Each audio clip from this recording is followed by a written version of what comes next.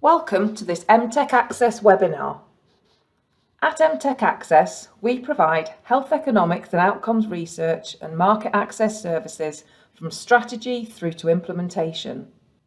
We work with over 80 NHS associates to bring our pharmaceutical and medtech clients authentic insights into the NHS. Our unique NHS relationships guide and validate everything we do in the UK. We can help you answer key questions related to the NHS, from how to communicate with integrated care systems, places and primary care networks, to how to capture pathways of care. Get in touch today to discuss your market access goals.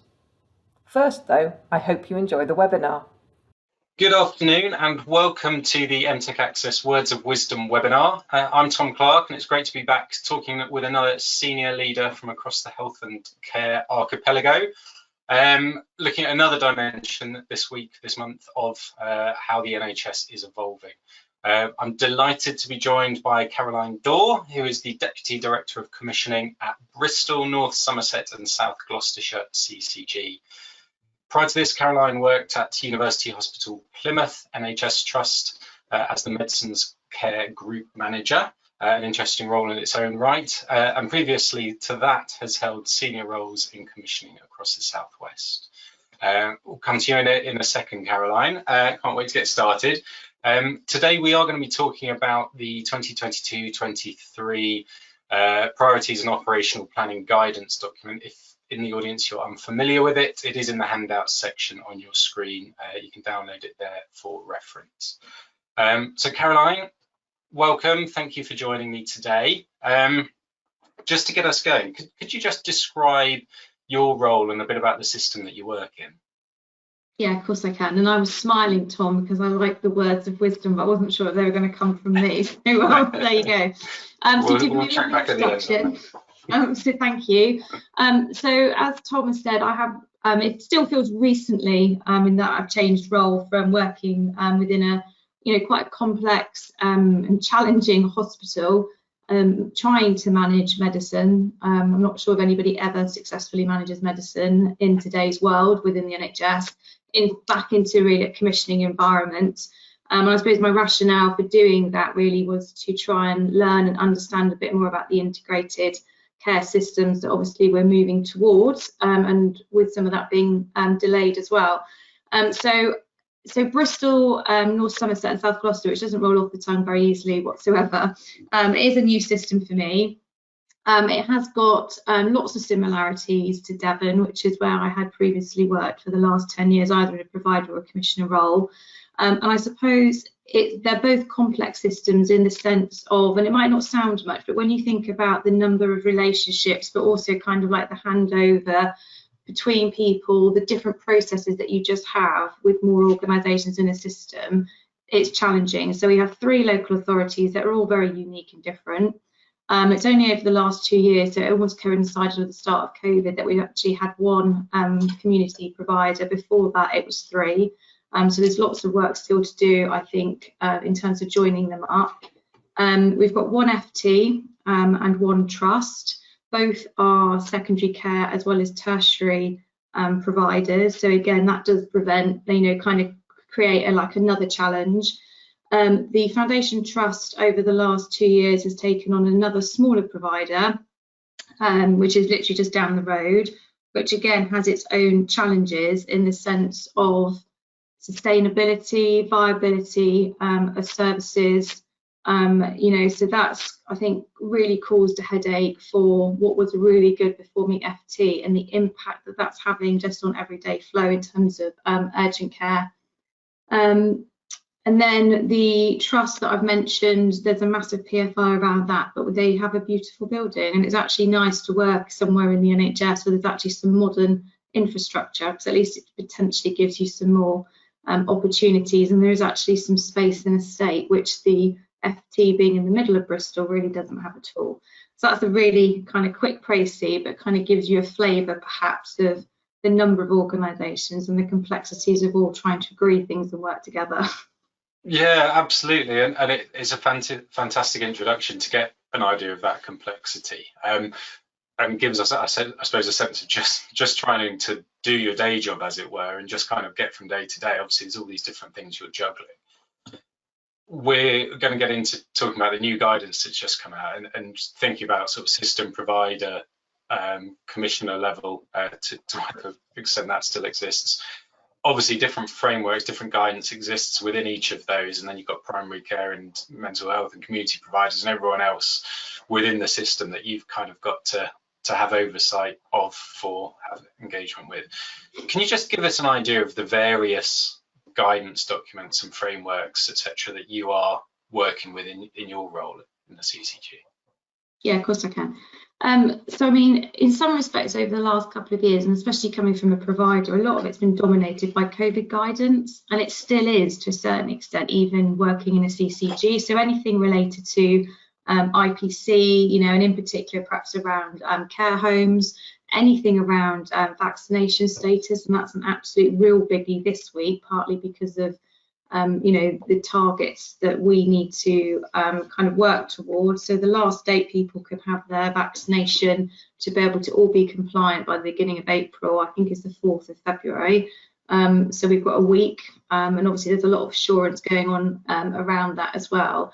And I think it was interesting that a lot of the specific COVID guidance was probably trying to battle some of the legacy issues that we won't just have in our system, but across the country, really, in terms of, you know, patients, for example, that are medically fit in hospital, how we can speed up, you know, those assessment processes, you know, how we can get those pathways right into the community, but also with our local authorities as well.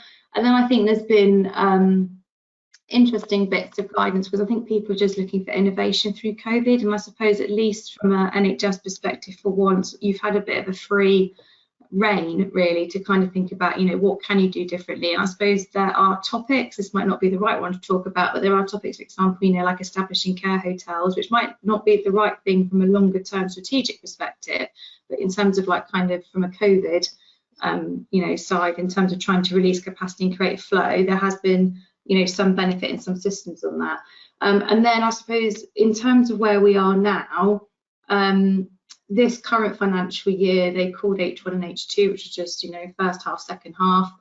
You know, we had to do a myriad of returns kind of back in November for some of that, but it did feel quite artificial, Tom, if I'm being quite honest, because it still felt that we weren't really sure where we were with COVID. And, you know, this is where you get the politics in play in the NHS, which is always a biggie in terms of nationally what they expect, and you know, locally what they expect, and actually what you can deliver, and trying to align those.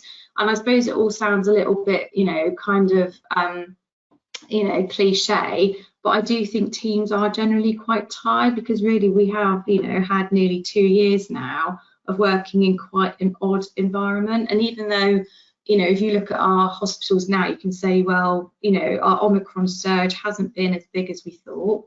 In Bristol in particular, it's peaked earlier than we thought. We haven't had quite the increase that London saw. I think London was 4-fold, we were 3.5.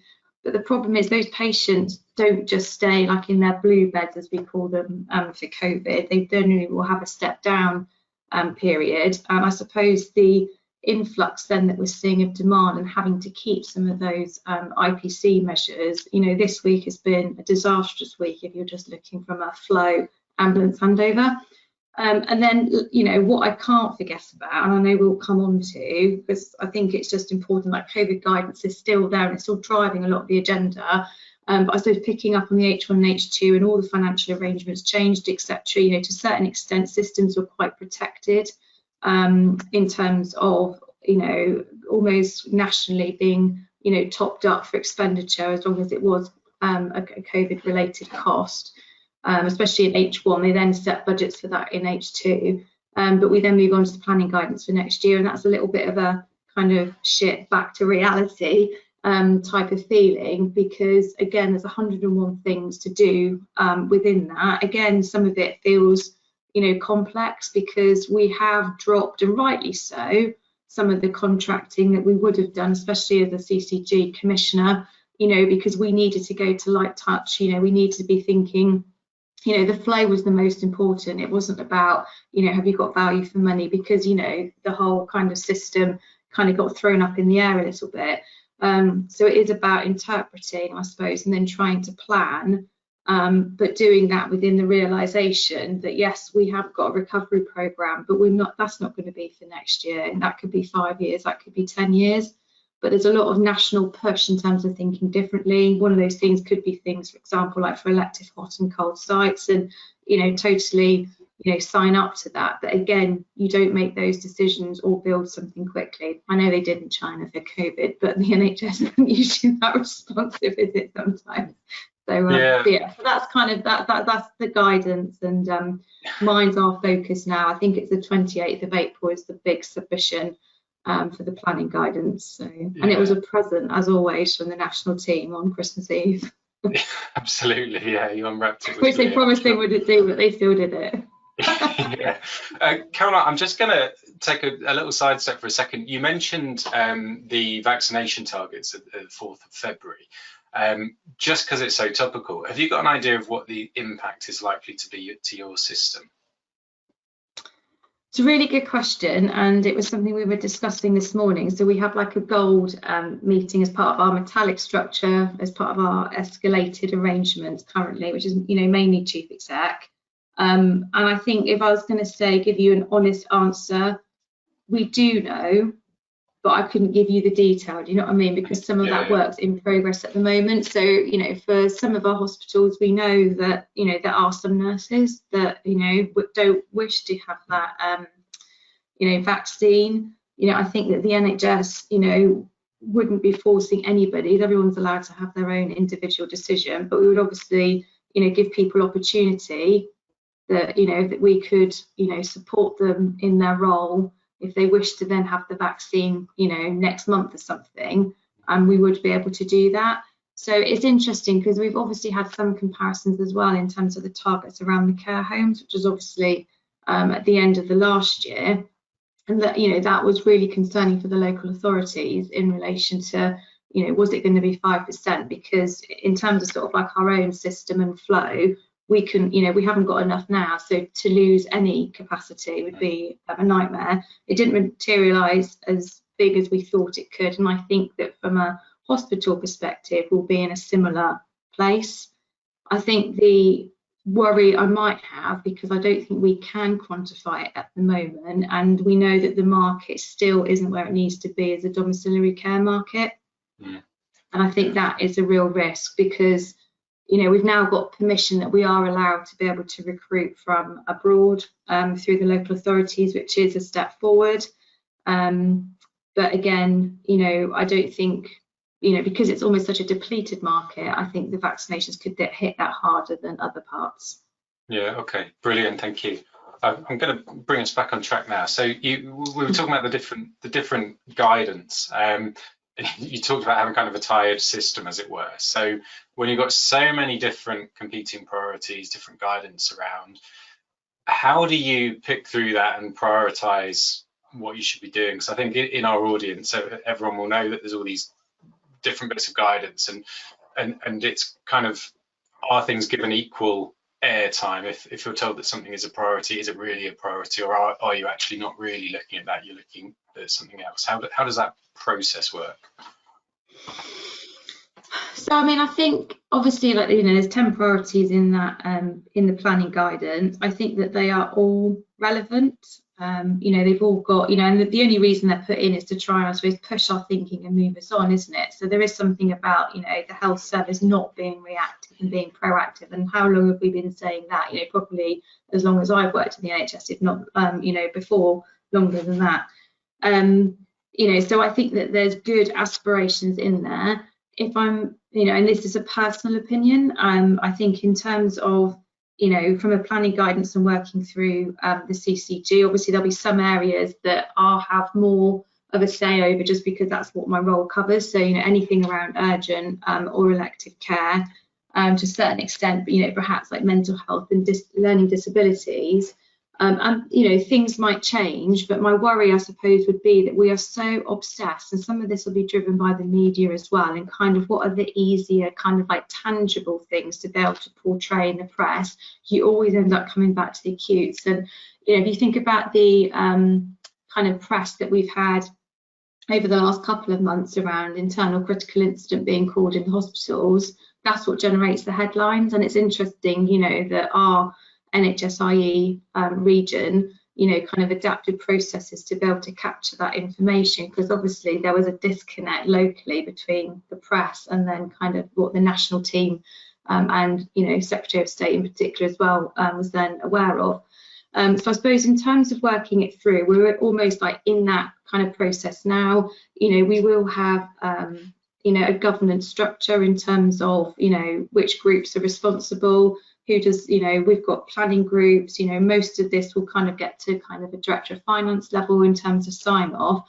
I think the more tricky part is actually trying to understand what some of the guidance means, which might sound silly, but it's not. So if I gave you an example for that, you know, there's areas within elective care where we've received more guidance, which, you know, which is good. You know, you start to kind of get more, you know, thrashing out really kind of the expectations. But, you know, when you've potentially created more backlogs, you know, and we were trying to do innovative work through COVID because we've had to do a lot more non-face-to-face and things like that and really push it. But, you know, there's an expectation in there that, you know, we always need to get through our follow-up backlogs, but also reduce our activity by 25%. And you kind of think, well, are those two, you know, do they really go hand in hand, especially within one financial year? I mean, I think there are some small changes which are positive in the sense of actually looking, you know, kind of at a 3-year, you know, kind of financial, you know, kind of release in terms of what they're trying to do. But again, the actual planning guidance and the targets themselves are only a year. I think it demonstrates as well in that planning guidance, for example, like from an urgent care perspective, that I probably have never seen quite as many really prescriptive targets. And that's probably because of, you know, where our performance is, you know, which is nothing to be proud of. You know, so there's a lot of focus, for example, on our decisions to admit, you know, they've got to be less than 12 hours and everything, which we know. But some of those things, and not just in my system, but across the country, I know kind of have crept up. And again, there's a massive focus on, you know, ambulances, and all of this is right because it's actually about trying to keep our whole community safe. But it is, you know, particularly prescriptive, and I don't think there's easy answers either. On some of this, I think. So who ultimately sort of makes the call on should we focus on urgent or elective or ambulance or mental health? You don't have that choice, Tom. You've got to do it all. If you said that back to NHSIE, it would just be no. Well, that's not good enough. And it's interesting, isn't it? Because I know every, you know, system, you know, and it does have some autonomy. But a really good example this week is, you know, everybody was asked to revise the 104-week wait targets. We have expanded, unfortunately, in terms of the numbers on our waiting list compared to what we put in for our H2 plan. But, you know, if region don't like it, they will, you know, push it back. But you're in that kind of quandary then, don't you, of you need to aspire, you need to be ambitious because we need to do the right things for our patients, but you also have to have some reality in terms of what you're doing. And I think the interesting bits will be around things like the population, you know, health management, the core plus, you know, 20, etc., which, you know, some places are quite far ahead on.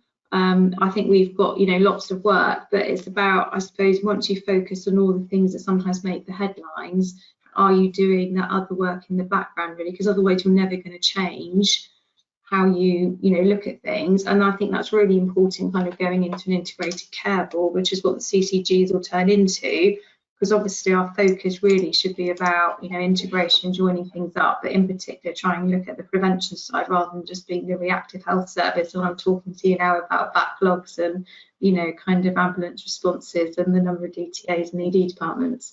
Yeah, so that's a really interesting point you raised there about kind of the tension between the guidance, which is kind of perceived a little bit as a return to sort of centralised performance management, and then the integration agenda is all about devolution of responsibility and local decision making and prioritisation.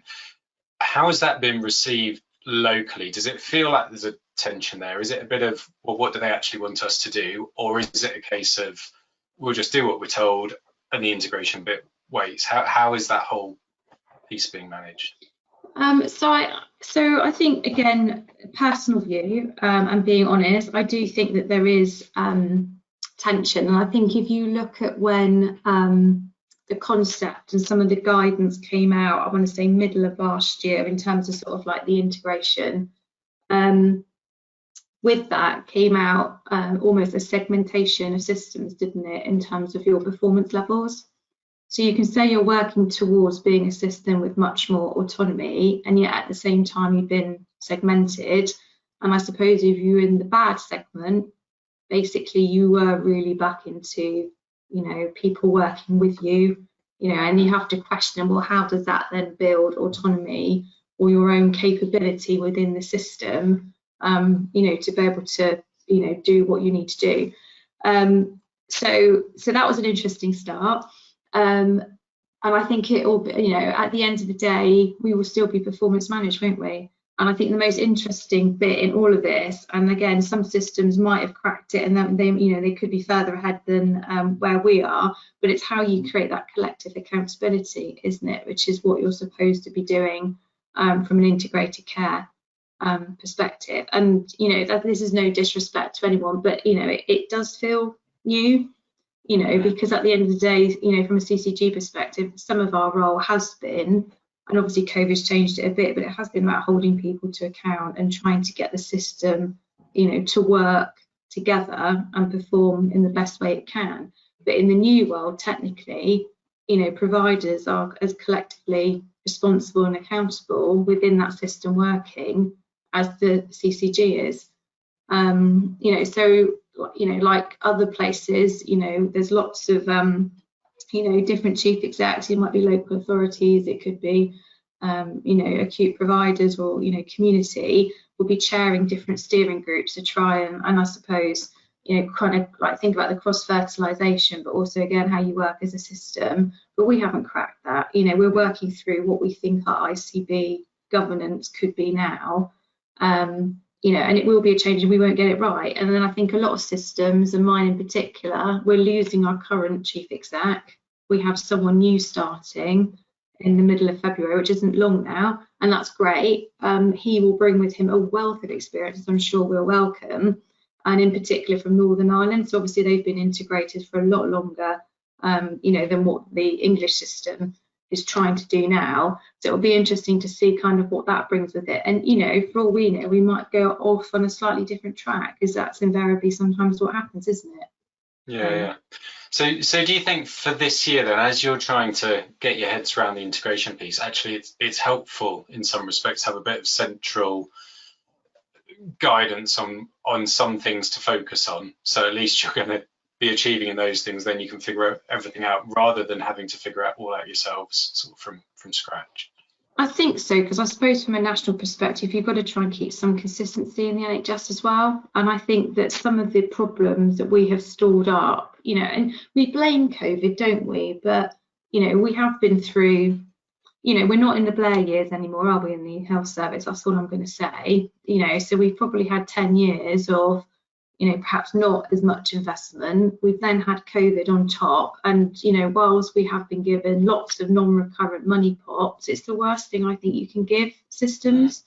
Do you know what I mean? So, you know, rightly or wrongly, this is probably the first time in my career working in the last quarter of this financial year where I can honestly say money isn't a problem. And I would never say things like that, because as a commissioner, my role is about value for money.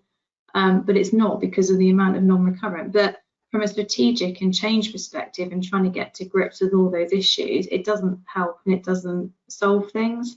But yeah, to a certain extent, we'll all moan about the targets, but to a certain extent, it does kind of keep you fixed in terms of what you need to do. And also, I suppose at the end of the day, you know, the ends in the NHS, it's national.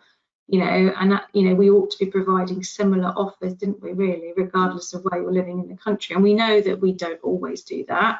But, you know, again, with the backlogs and stuff, I think people, as in the population, have a right, you know, to know that they're not going to be waiting 2 years for an operation, you know, and that we're on our way in terms of delivering, you know, trying to get back to below that.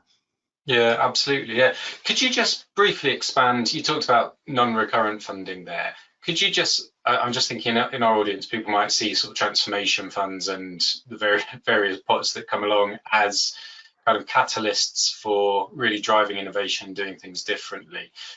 Can you just explain briefly why the difference between recurrent and non-recurrent, and why non-recurrent maybe isn't as appealing as it may seem?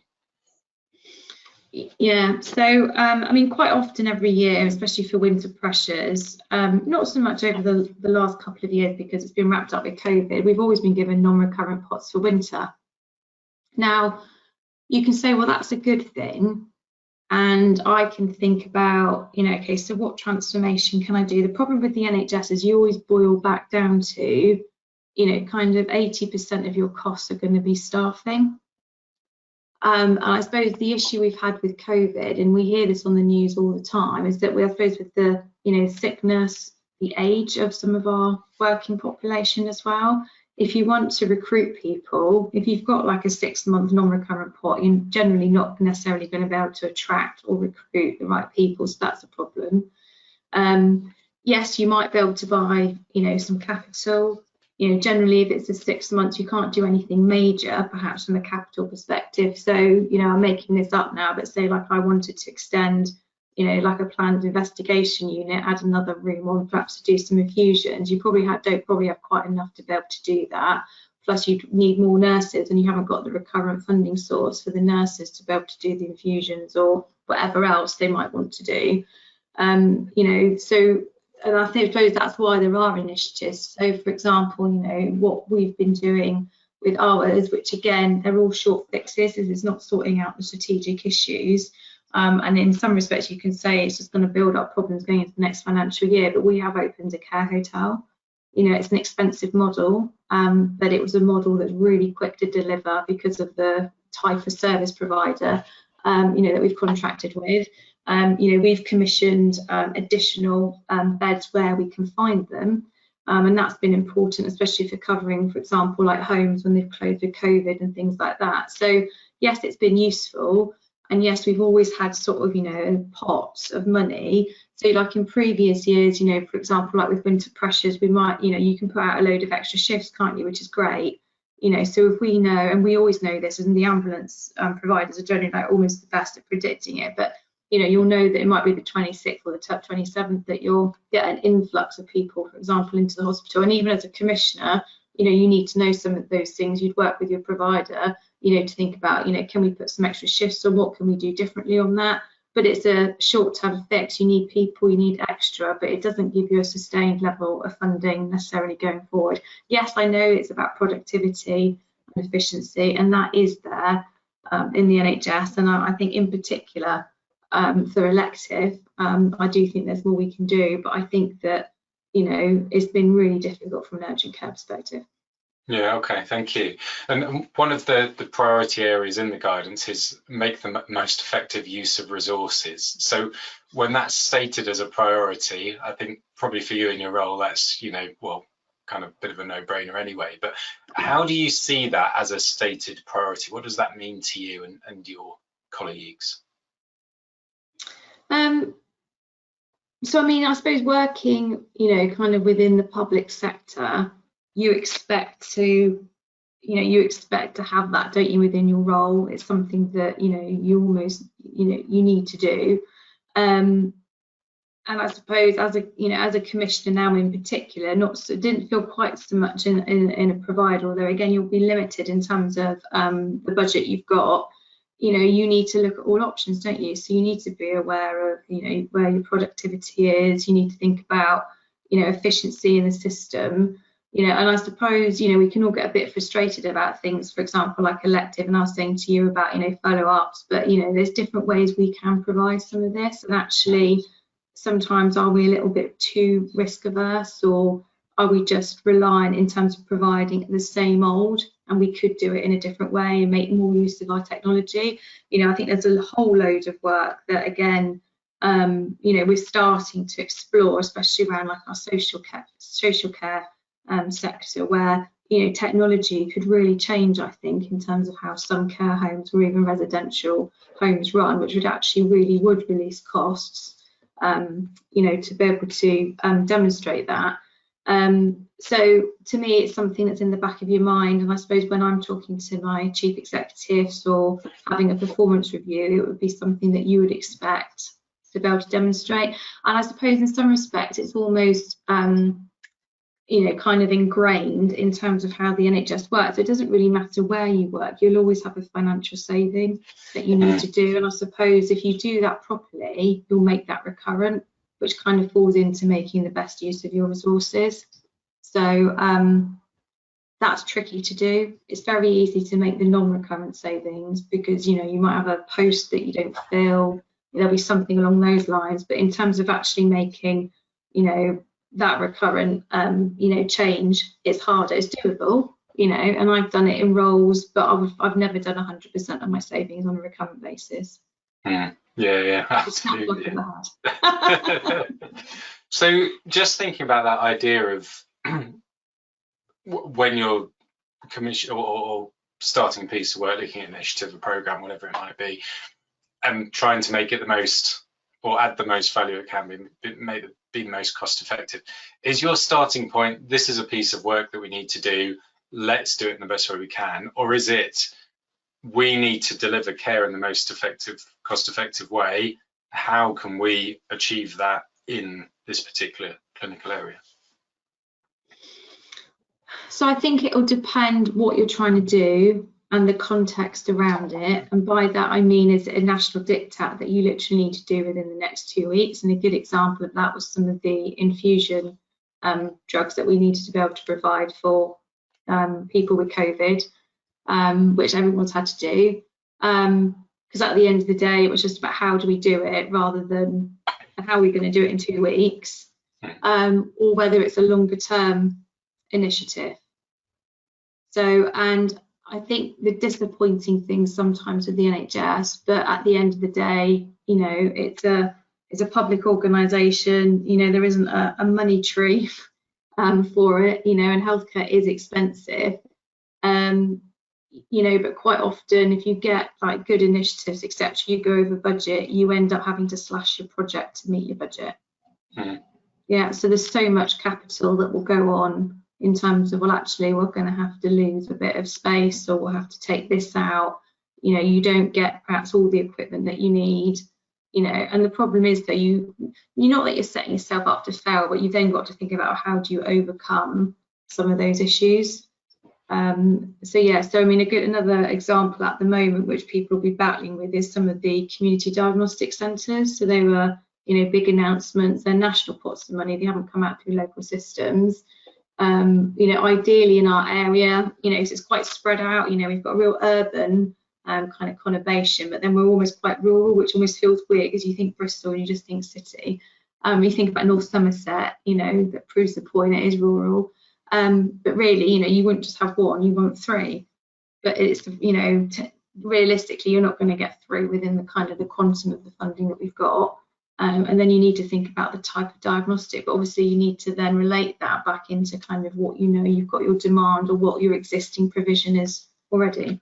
So tricky one. And I'm probably not giving the right answers, but 9 times out of 10 you end up having to adjust kind of what you think is, perhaps you started with the gold standard, it goes down to the bronze. Yeah. Okay. No, that's a really, really useful. I think it's a very, very helpful answer indeed, actually. You mentioned there the community diagnostics hubs. Within the guidance, there's several elements that focus on kind of out of hospital care. So it's virtual wards, community care, digital care models, those sorts of things. You've touched on community diagnostics, but overall, I think we all know there's kind of this direction of travel to get things out of hospital and closer to the patient. What are the biggest challenges for you and your colleagues in achieving that shift? So I'm going to sound a bit like a stuck record. I think COVID was excellent for this, and I think it actually energised, and I think it energised some of the clinicians. So I think that we were you know, through guidance, we needed to be able to provide like a virtual ward in relation to sort of like some of our COVID patients. You know, we did things like oximetry at home. Some of it might sound quite basic, but it really pushed it. And I suppose that was where some of the non-recurrent pots that we did have really helped, because you could buy a whole load of oximeters, and do you know what, you've got them and you've got them in your system then, and then you can kind of work with it. I think people generally are signed up to it because also, you know, where are we going to get the beds from? Do you know what I mean? So if we don't, again, think about doing some of this differently, but I think that, I suppose the two almost like main barriers you feel you get into is one, I suppose, risk thresholds in terms of like working with clinicians.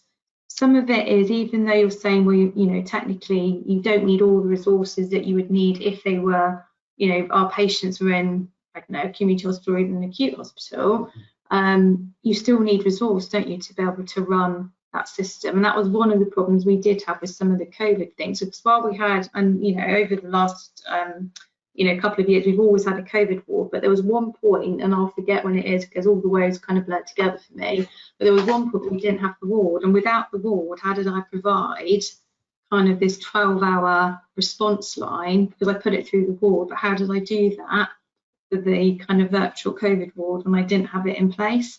So there's little things like that, and I couldn't put it through, for example, like my same-day emergency care unit, because they weren't 7 days a week, because I didn't have enough clinicians to run it 7 days a week, so I was on 6. So it's all those kind of little things you don't think about. And I suppose the other obstacle is actually understanding the impact of it. And some of it reminds me a little bit, and this is going back a few years now, but it was when kind of we called it kind of all the long-term conditions, and we had sort of like some of the predictive modelling of need, and trying to, you know, kind of work on your primary care data set to predict, you know, kind of your secondary care admission, your community matrons, and trying to join all of that together. And it reminds me of that, because how do you predict what you've prevented? You know what I mean? So how do you predict that non-admission? And I think some of the virtual wards, because we're struggling with it now, because we were trying to do something locally and trying to push that back up into our gold, we do take a real detailed, you know, kind of understanding in terms of kind of where we are with our urgent care agenda, just because we are so pressurised, but it's really hard to demonstrate it. But it is such the right thing to do.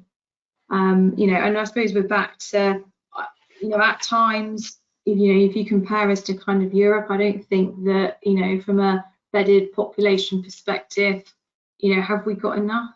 I don't know. But then we've gone through transforming community services, haven't we, in a really big push in terms of, if you don't need the beds, you know, don't, you know, potentially take them out of the system. Don't mean you're taking facilities away from the population, but you're just thinking about, you know, perhaps more community teams providing, you've got the workforce, but then it's the infrastructure and the estate of the NHS, isn't it? Because some of it just isn't fit for purpose, and that creates its own inefficiencies, you know, from a care perspective, but also from a staffing perspective. Yeah, so you mentioned there kind of the virtual ward is kind of stuff that you've done before in different guises. What makes it different or more achievable? Does anything make it different or more achievable now? Is it that you've got better kind of technology? Is it you've got a more mobile workforce?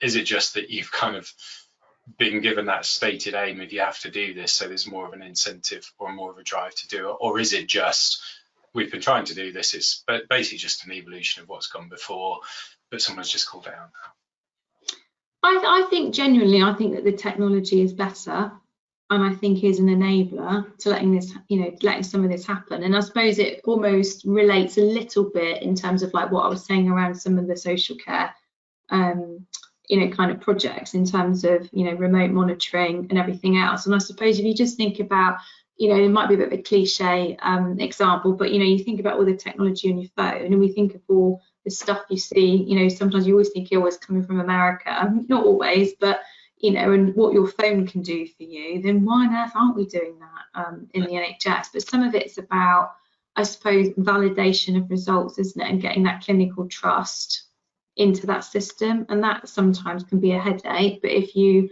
you know, kind of work through some of that, I mean, even just doing some of the, you know, kind of like testing you know, kind of your bog standard, you know, like blood testing and everything else outside of the acute sometimes would still be a headache. But once you'd got the system established, it was good.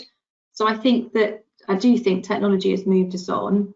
I do actually think COVID has moved it on in from people's mindsets, but I do think people cling on to sometimes reverting back quickly. You know, so, you know, a good example on that one are things like, you know, your remote outpatients, etc. So, you know, once people, you know, if you know that you're back in plan A and you're not in plan B anymore as a country, clinicians will. So you've got to have a bit of a strong will, I think, in terms of, you know, trying to think about, again, how do you get the best out of your resources. So, and also, you know, rightly or wrongly, we are being told this is what we need to do, but you can see why we need to do it. Yeah, absolutely. Yeah, and I think probably everyone in the audience as well is kind of thinking, well, yeah, it all makes sense. It seems like the right thing to do, but it still takes time and energy and resource to get there. I think the frightening thing is, though, is that when you look at, you know, like there's so much guidance, isn't there, out there, but if you just, you know, and I am going to go back into secondary care just because that was sort of like, I suppose, where my expertise lies a little bit, but, you know, to be efficient as a hospital, you need to be at 85% occupancy. There will be someone, I'm sure, but show me a hospital in this country that's at 85% or less. And that's the problem. And if we don't, I suppose, keep trying to chip away, you know, and some of it is at the margins, but if we don't collectively do that on all these different initiatives, we're in trouble, you know, because I know Boris has pledged, you know, more hospitals and everything else. And I was fortunate that I've just left a hospital where we were getting a whole new kind of brand new ED. And yes, that will help, and it will help from a logistics perspective, which will help efficiency. But actually, in terms of future-proofing and just thinking where we are with demographics and everything else, ED might be bigger. I'm not sure if we're gaining much from a SDAC, like same-day emergency care perspective, which again, you know, we need to pursue because we've got to stop admitting people. Yeah, absolutely, yeah. And in terms of making those shifts to doing things differently, how prevalent among your peers and generally within the system is kind of the systems thinking approach, kind of that recognition that we're all joined up, we're all in this together. So the way that we're going to improve things in ED is actually to work closer with the mental health teams or with community teams or other partners within the system. So I think the will is there. I think part of the problem is that there are different appetites from different organisations, and I think some of that, again, you can't generalise because every provider will be slightly different. I can honestly say, going into this system, that I find parts of it more risk averse than where I've worked before, and also a reluctance for change. But then I think in terms of perseverance for the project, people do come round and actually then can be quite helpful. And I think it was music to my ears, literally just before I came on this call, that one of the projects that I've been struggling with, I suppose, in terms of kind of like system sign up, somebody actually said, well, we all need this to succeed for the system. Do you know what I mean? And I think people just having that attitude and supporting in that way will make such a big difference in terms of what we can do. So I mean, you know, we still get some of the cliches, don't we? So we know that our mental health providers, you know, are working really hard with our acute providers in terms of, you know, trying to get people to the right place. You know, some of it is capacity. You know, there are some real national issues in some of our pathways in terms of what is commissioned and what isn't. But I think the other problem that we've potentially got with our system, and this is just the way we've designed the system, is that most of the pressure, and I'm probably going to annoy some people by saying this, but the pressure ends up, doesn't it, in secondary care. So GPs are, you know, too pressurised, and they've had the whole vaccination programme almost like, you know, dumped on them in letters, for example, in December, which, you know, the worst time of year, and they have all of that to do. You know, so there's no, you know, criticism to them, But then in terms of sometimes how the messages go out in patients, we've never won on the patient behaviour aspect, I don't think, in the NHS. But where are you going to go if you need something and it's always open? It's ED, isn't it? Yeah, and that's absolutely. and that's part of the problem. And I suppose the risks sometimes that the acutes are taking, and again, this will sound inflammatory, and I'm not trying to be disrespectful to anybody, and kind of like where they're working, but you don't always feel that pressure perhaps in another part of the system. So, and I suppose at least I can say with first-hand experience and not nice experience, but you've literally got ambulances queuing outside, patients down corridors, etc. Where else do you see that in kind of different parts of the health service?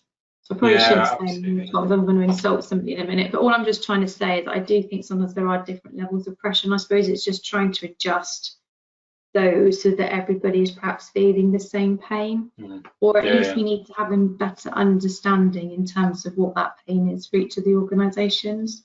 Yeah, and I suppose pressure looks and feels different depending on where you are in the system. It will, and I think it's understanding that. And we've had various attempts at that kind of where I am now. So we've got like a clinical cabinet, which is great, as you've got all your medical directors there, you've got your DASs from your local authorities.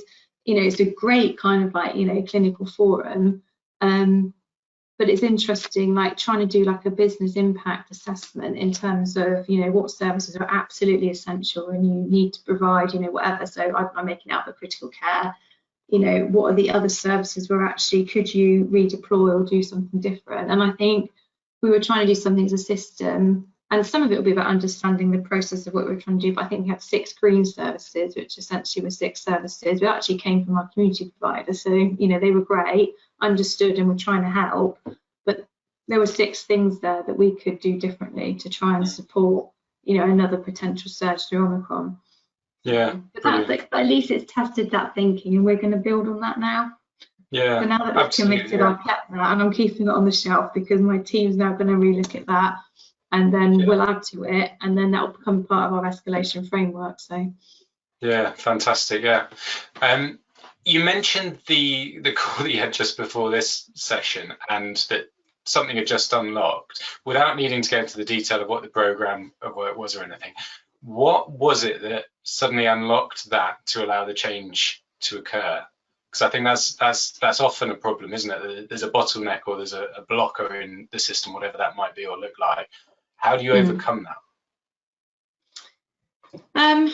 So in this particular project, it was a project that was signed off by the chief executive. So gone through our gold structure.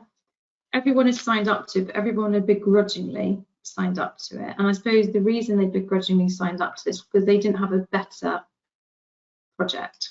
So it's a bit like, well, and do you just sit there and do nothing, or do you actually try something? So there's something about appetite for change as well.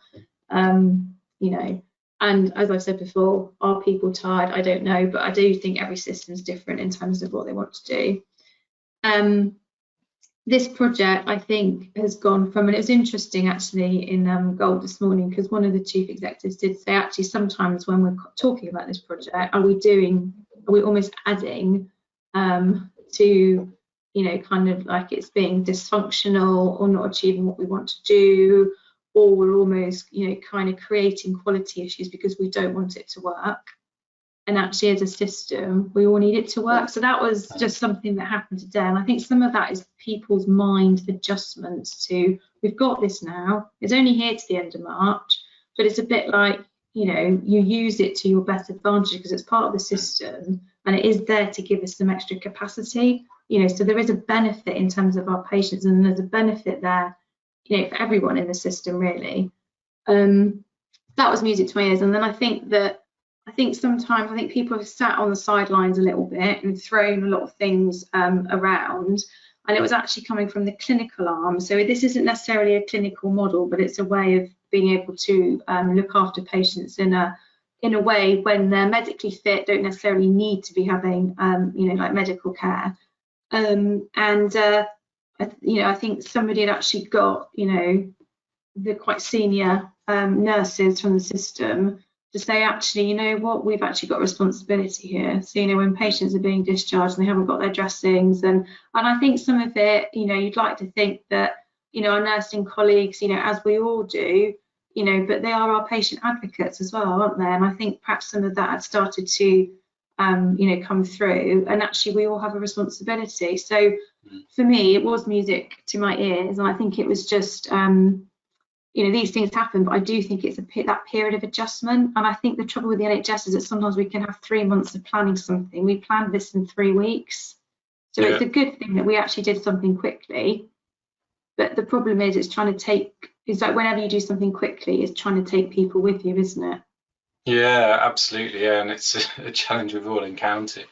I think it just in terms of that piece around doing things differently, how do you, obviously with all the restrictions that still exist and the multiple layers of guidance that we've talked about, how do you expect to innovate at the moment? So I think some of it will be will and need. Yeah, and I suppose it depends how you class innovation. So I think that, you know, there are some projects that are running with non-recurrent pots that I think will lead us down perhaps a more technology-enabled route. So I think that, you know, kind of that's a really good thing. I think sometimes we make things too complex, and sometimes actually we just need to go back to basics. So, and I think, you know, yes, we do need to look at value for money, but sometimes what's more important, having, you know, perhaps the most perfect financial model, or actually moving the system on and getting more patients treated. There is a balance there.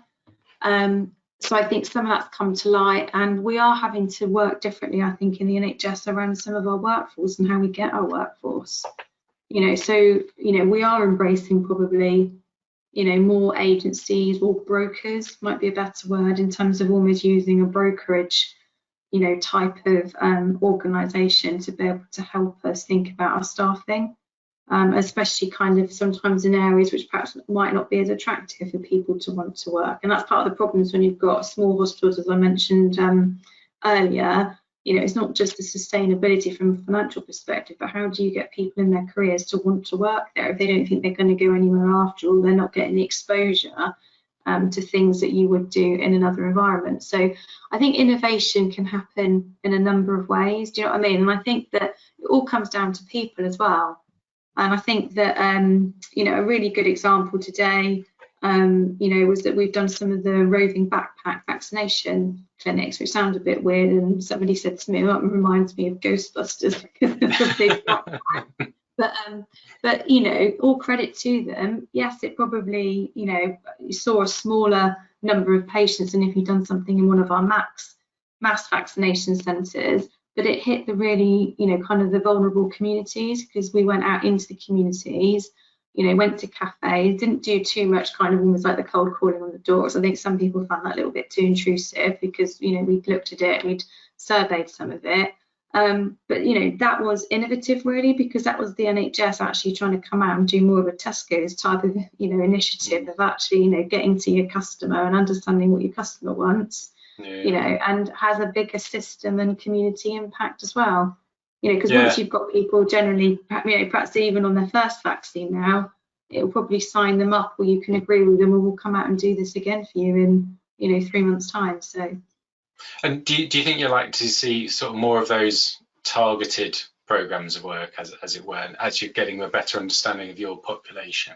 I think we need to, because I think that's why, you know, we're being driven in the right way in terms of actually understanding our population health needs more. And I suppose that's going to be the biggest challenge to some extent in terms of ICBs, because yes, well, and I suppose this is the scary thing, isn't it? You don't lose the performance management infrastructure in the NHS, and so in some respects you can't, because we are, you know, a public sector, and, you know, we're accountable, aren't we, back to, you know, to everybody, but also the government kind of sometimes like intrusion that we get. But within that, you know, the ICB's role, isn't it, is to identify its own priorities as well. So yes, of course, we've got to deliver everything to keep things perhaps national and consistent, but actually what really matters, or where have we really got the problems in VNSSG, what are those priorities? And I suppose really that's what the ITCB, in terms of, you know, the partnership, and, you know, there'll be a partnership forum, you know, how is it going to tackle those? And that's really where you want to see, you know, kind of like, I suppose, all the merits of what an ICB is achieving. So. Yeah, brilliant, thank you. We've just got a few minutes left, so I just wanted to ask you now about that bit around looking for innovations and doing things differently. Would you look to industry partners, so pharmaceutical companies, medtech companies, digital companies, to bring solutions to you to help you deliver against your plans? Definitely. So I know that the NHS, sometimes we've had a bit of a Chinese, well, we need a Chinese wall, don't we? And people, I'll be honest, people still are a little bit skeptical sometimes of working with people outside the NHS. You know, it's not something that I necessarily have, you know, signed up to, because I think that, you know, there's innovation in many other sectors, and sometimes the NHS is a little bit slow adopting those. But, you know, when you look at some of the technology, most of it isn't coming through kind of like NHS organisations. So I think we should be kind of, you know, working in partnership a lot more. You know, and you know, obviously, you know, people need to think about their own, you know, profitability and everything else. But, you know, if we go for a pilot, everyone's kind of, you know, got a way out if it doesn't work, if you agree the parameters of what you're trying to achieve. So I think, you know, I think that's great, and I think that's something that we, you know, should be doing more of. Yeah, and what are the kinds of things that you'd be thinking about? Is it, have you got a technology? Is it, can you help me with workforce? Is it, can you help me with data and understanding the population? Are there specific areas, or is it just kind of? So, I mean, the thing from a data perspective, the NHS has got so much data, it's untrue. Whether we use it well is another question. I think, I mean, there is work, isn't there, across the country with different systems in relation to understanding their population better, stratifying that population. And I don't think sometimes we've got a good history in that. So I think there's an open door there. And I think, you know, some people have had some success in that. I think there's, you know, things around understanding, you know, like our lifestyle choices and really getting to know our consumers. I mentioned Tesco's before, I'll mention Tesco's again, but obviously there are other supermarkets. And I suppose, you know, on a sensible note, in terms of, I mentioned the ICS priorities before, but, you know, we've got to get, you know, better. We've just got so much information. You know, you look about, you know, we've got QoF. We don't talk about QoF as much as we used to, but it is still there, and it will give us, you know, an understanding of perhaps, you know, where we've been, you know, what our current sort of like baseline is. And we've got that much kind of coming out of secondary care. It's ridiculous, because we count every widget that kind of, you know, goes through. But to me, I think the population health management, things around that, being able to stratify, understanding our population, because we've never really taken that. We're a reactive health service, aren't we? So how do we make us more preventative to aim at the services that we need to target? So I think that's where there's an open door, and I still think there's an open door on the technology side of things. Yeah, fantastic. Thank you very much, Caroline. We're going to have to close there now, but really appreciate your time this afternoon. I'm sure everyone who's been listening as well will have been scribbling furiously to make notes on the fantastic things you shared with us. So for everyone on our audience, hopefully you've seen today's conversation has been sort of a further illustration that the gaps between the stated policy and what really happens on the ground are not getting any closer, and in some respects possibly widening. And for you as our audience, it's really important to understand that nuance around some of the things Caroline's been talking about in order to achieve your own success. If there's anything that we at Mtech Access can support you with to achieve success this year, be that pricing and strategy, all the way through to communication tools and sales aids, please do drop us an email at info@mtechaccess.co.uk. I'm going to be back on March the 4th, where we're going to be looking at specific ways in which the NHS is transforming, calling back to virtual wards and community diagnostics and looking at those in a bit more detail amongst other things. We're also on March the 22nd holding a virtual symposium where we'll have senior leaders from across the NHS, including an interview and question and answer session with Sir Jim Mackey, looking at how the industry can achieve successful partnerships with the NHS. So please keep an eye out for an invite to that paid event. And for now, thank you again for coming along, and see you next time. Thank you for watching. If you'd like to find out more about our work with the NHS or how we could support your market access goals, please email info@mtechaccess.co.uk or visit our website at mtechaccess.co.uk.